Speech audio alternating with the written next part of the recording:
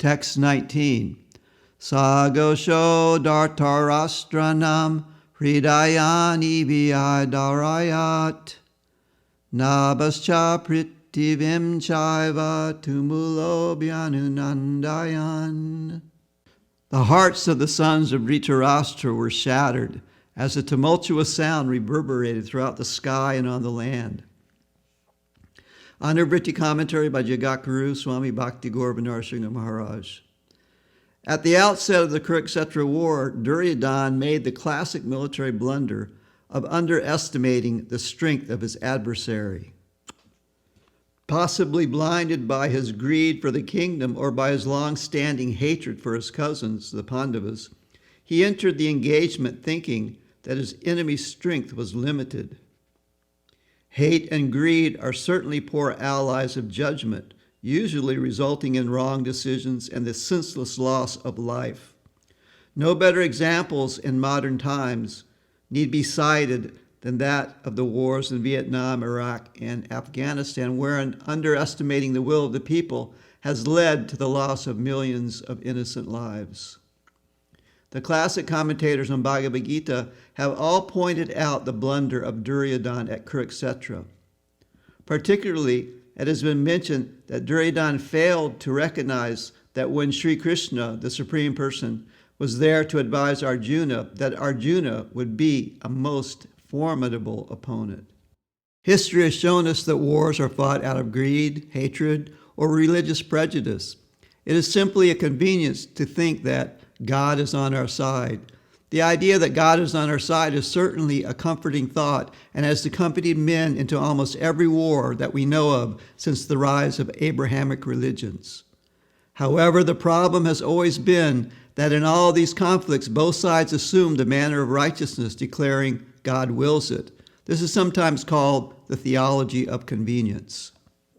I'll add a note here. The Abrahamic religions consist of Judaism, Islam, and Christianity, all those religions who claim a connection to the prophet Abraham. Even today, it makes good to stir up the troops or rally the suicide bombers to their deaths by declaring that God favors our cause. It is a fact that during these dark periods of history, more people have died and more innocent people put to death in the name of God than by any other single unnatural cause. Many people consider despotic political regimes as the ultimate empires of cruelty, but the truth is that religious fanaticism has brought far more unnecessary death to the world than any political system of government. So what makes the War of Kurukshetra any different than modern wars fought for greed or between religious fanatics? Is it not simply jingoism to say that Sri Krishna, the Supreme Person, was on the side of the Pandavas, and therefore the Pandavas were correct in destroying their enemies?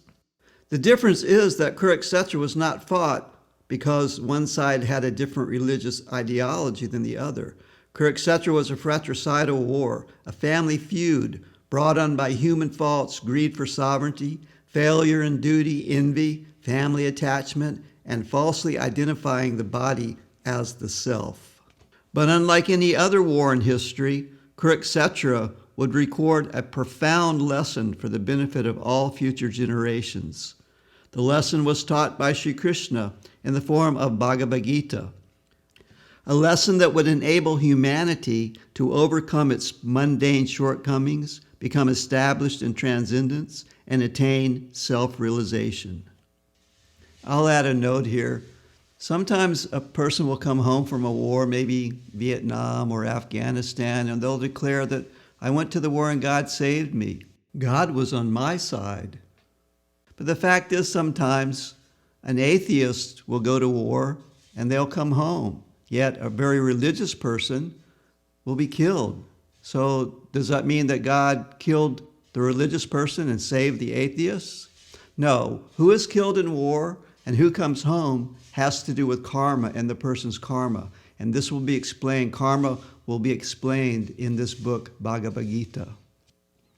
And also to give some balance here, in Swami Narasingha's commentary, we are not condemning those people who may have been dragged into some of these wars in recent history, nor are we passing judgment which side was right and which side was wrong. In this age of Kali Yuga, rarely is there a justified war, and the wars that do take place are for the reasons that Swami Narasingha gave.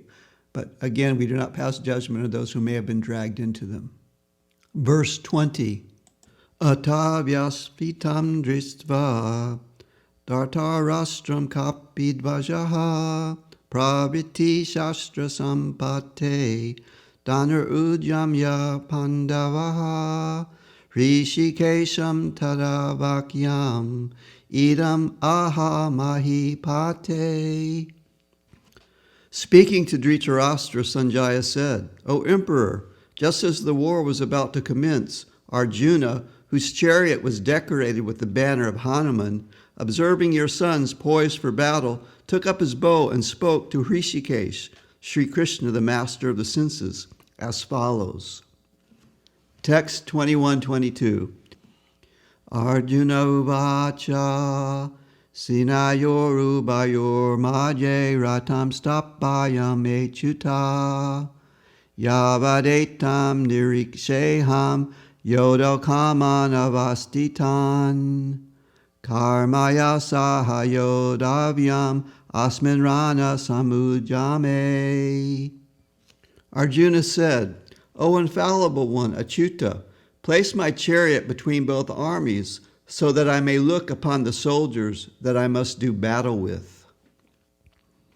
Yochamanam avikshaham yaetetra samagataha dartaratra shadurbudir yudepriya chiktir savaha. Let me see all those warriors that are dear to Duryodhan, the wicked son of Dhritarashtra, assembled here for this battle. Verse 24. Sanjaya uvacha evam yukto hrishikesho gudaksena bharata senayor ubayor madhye stapaditva ratotamam. Sanjaya continued, O descendant of Bharat, being thus requested, Sri Krishna drew Arjuna's grand chariot in the midst of both armies. Verse 25. Bhishma drona pramukataha sarvesham cha mahiksitam uvacha partha pasyaitam samavetam kuruniti. In front of Bhishma, Drona, and all the leaders of the world, Sri Krishna said, O Partha, behold the Gaurava dynasty assembled here. Text 26. Tatra pashat stitim partaha pitranata pitamahan acharyan matulam britrin putran pautran sakimis tata svasvaram sudridas chaiva sinayor upayorapi. There between the two armies, Arjuna was able to observe fatherly elders, grandfathers, teachers, maternal uncles, brothers, sons, grandsons, fathers-in-law, and friends. Text 27. Tan samiksha sakonteyaha sarvan bandhun avasitan kripaya paraya visto visidan idam abravit. Seeing all his relatives before him on the battlefield, Arjuna, the son of Kunti, became overcome with pity and was grief-stricken. Verse 28. Arjuna uvacha drisvemam svajanam Krishna yuyutsam samupastitam sidante mam agatrane mukam cha parishushati.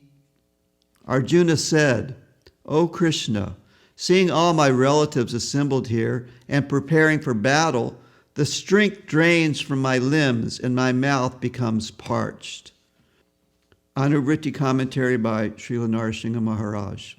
Sri Krishna is known as Partha Sharati, the chariot driver of Arjuna. Because Krishna was Arjuna's friend and companion, he requested Krishna to draw his chariot between the two armies so that he could see with whom he was to do battle. But upon seeing the enemy before him, Arjuna was shocked and fell into a state of bewilderment. Now the stage at Kurukshetra was set, so that Sri Krishna could speak Bhagavad Gita. Arjuna became overwhelmed with grief and gave up his duty. As a warrior, Arjuna was duty-bound to fight, but seeing the ordeal that lay ahead, he could not proceed. The world is certainly full of faults, dangers, unfortunate events, cruel and hateful designs to exploit others, and a host of other qualities that one would certainly describe as evil. To quote Edmund Burke, the Irish statesman and philosopher, quote, "The only thing necessary for evil to triumph is for good men to stand by and do nothing," end quote. Arjuna had resolved in his mind not to fight, knowing that the destruction of the dynasty meant the loss of tradition, the onslaught of degradation, the birth of unwanted children, and thus evil would be the only outcome. Arjuna also understood deep within himself that to do nothing also assured grim repercussions. I will add a short note here. In other places it is described that Arjuna is actually shedding tears. He's crying profusely, but not out of cowardliness. He's crying out of compassion for those he must engage in battle. This is the nature of a pure devotee of Krishna, a pure lover of God. Even his enemies he cares for. He wants to help them. This was also exemplified in the life of the Lord Jesus Christ, where after being tortured and crucified, he asked Krishna, he asked the Supreme Lord to please forgive them. He had no animosity or hatred towards even those who saw him as their enemy. Another great devotee of Krishna's name was Prahlad Maharaj. And similarly, Prahlad was tortured by his own father. His father put him into so much trouble. He tried to kill him in so many ways. But at the end, when Krishna came in and intervened and killed Hiranyakashipu, his father, and asked Prahlad Maharaj what boon he wanted, Prahlad asked simply to remain the servant of Krishna. And also he asked Krishna, "You please forgive my father." So this is the nature of a pure devotee of Krishna.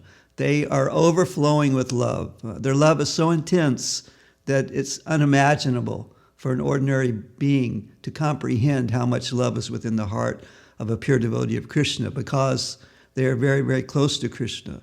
And so their heart is extremely soft.